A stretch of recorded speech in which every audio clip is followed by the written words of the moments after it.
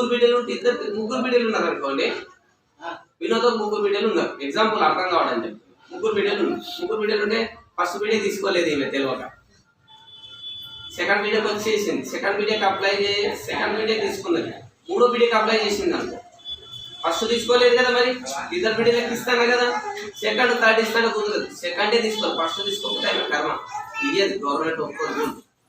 Already పత్రికలు రాస్తావు మా తృతీయ పత్రిక పెళ్లి అంటావు కథ మానేగిపోతుంది. కాబట్టి ఫస్ట్ సెకండ్ బిడ్డకే ఇస్తాము, ఫస్ట్ తీసుకోలేవో తీసుకోలేదు అది అది. ఇంకో స్కూల్ ఏంటంటే మెటర్నేట్ అంటే కాంప ఖర్చులకు 30,000 ఇస్తుంది. అంటే మీకు బిడ్డ పెళ్లి చేసింది కదా, బిడ్డ పెళ్లి చేయగానే ఏమవుతుంది, నెక్స్ట్ డెలివరీకి వచ్చేస్తుంది. డెలివరీకి వచ్చినప్పుడు డెలివరీకి మేల్ అంటే మగ పిల్ల పుట్టినా సరే ఆడపిల్ల పుట్టినా సరే, మేల్ ఆర్ ఫిమేల్ ఎవరు పుట్టినా ప్రతి కాంపు 30,000, ఆడ పుట్టినా సరే మగ ప్రతి కాంపు. ఇద్దరు బిడ్డలు ఉన్నారు అనుకో, మీకు పెద్ద బిడ్డకు 2 డెలివరీలకు, చిన్న బిడ్డకు 2 డెలివరీలకు.